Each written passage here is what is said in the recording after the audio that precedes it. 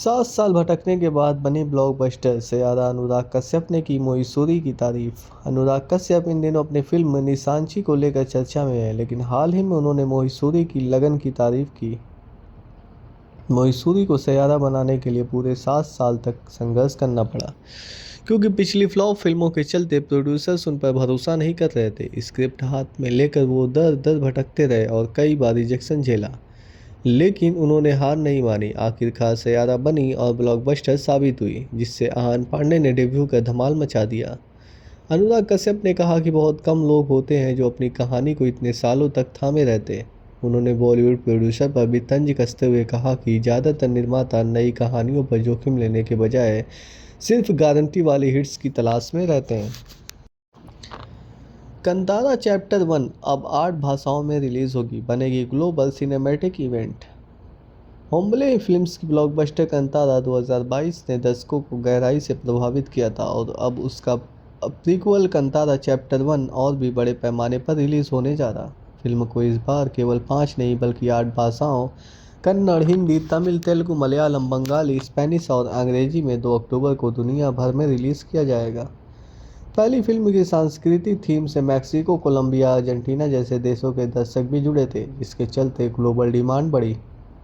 इस बार मेकर्स ने 25 एकड़ के सेट पर 45 दिनों तक 500 फाइटर्स और 3000 लोगों के साथ विशाल वॉर सीक्वेंस फिल्माया है, जो भारतीय सिनेमा के सबसे बड़े दृश्यों में गिना जाएगा। क्रिएटिव टीम में B Ajaneesh Loknath, music Arvind Kashyap, cinematography और विनेश पंगालन प्रोडक्शन डिज़ाइन शामिल है।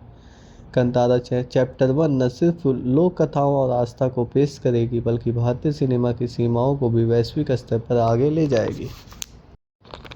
प्रिया तेंदुलकर चमकदार कैरियर, टूटा रिश्ता और दर्दनाक अंत। 70-80 के दशक की मशहूर अदाकारा प्रिया तेंदुलकर ने फिल्मों से लेकर टीवी तक अपने दम पर खास पहचान बनाई।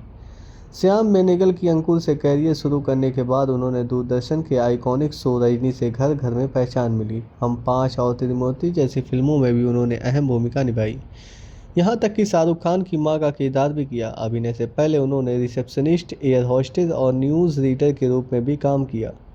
प्रिया ने अभिनेता लेखक करण राजदान से शादी की, लेकिन रिश्ता 7 साल बाद तलाक में बदल गया। तलाक न चाहने के बावजूद अलगाव के बाद उनका जीवन अकेलापन और दर्द से भर गया। इसी दौरान उन्हें कैंसर हो गया और महज 47 साल की उम्र में 2002 में उनका निधन हो गया। करण ने बाद में स्वीकार किया कि तलाक उनका सबसे बड़ा पछतावा रहा और प्रिया को खो देने का दर्द हमेशा साथ रहेगा। हार्दिक पांड्या की रूमर्ड गर्लफ्रेंड माहिका शर्मा खूबसूरती और पढ़ाई में अव्वल। नताशा स्टैनकोविक से तलाक के बाद क्रिकेटर हार्दिक पांड्या का नाम अब मॉडल और एक्ट्रेस माहिका शर्मा से जुड़ा जा रहा। हालांकि दोनों ने रिश्ते पर कोई आधिकारिक बयान नहीं दिया, लेकिन सोशल मीडिया हिंट्स ने फैंस की जिज्ञासा बढ़ा दी है।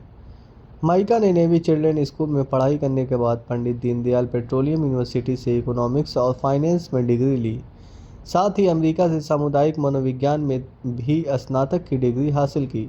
10वीं में 10 CGPA पाने वाली माहिका बचपन से ही मॉडलिंग की ओर आकर्षित थी और आज वो भारत की टॉप मॉडलों में गिनी जाती हैं। उन्होंने कई बड़े डिज़ाइनर्स के लिए रैंप वॉक किया, टॉप ब्रांड्स के साथ काम किया और मॉडल ऑफ द ईयर का अवार्ड भी जीता। फिटनेस और योग में रुचि रखने वाली माहिका के ग्लैमरस लाइफस्टाइल और करियर को लेकर लोग उनकी तुलना हार्दिक की एक्स वाइफ नताशा से कर रहे हैं। सोनू सूद को ईडी का समन, 14 सितंबर को पेश होंगे दिल्ली हेडक्वार्टर में। बॉलीवुड अभिनेता सोनू सूद को ईडी ने 1xBet से जुड़े अवैध सट्टेबाजी ऐप मामले में पूछताछ के लिए समन भेजा है।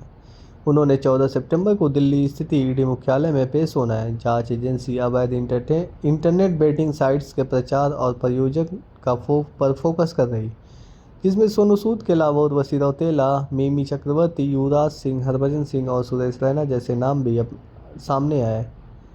अधिकारियों के मुताबिक यह प्लेटफॉर्म 1xBet और 1xBet स्पोर्टिंग लाइन जैसे 6 नामों से विज्ञापन चलाते हैं और QR कोड के जरिए यूजर्स को सट्टेबाजी साइट्स पर ले जाते हैं, जो भारतीय कानून का उल्लंघन है। वर्क फ्रंट की बात करें तो सोनू हाल ही में मादा गजराजा और अपनी डायरेक्टोरियल डेब्यू फिल्म फतेह में नजर आए थे।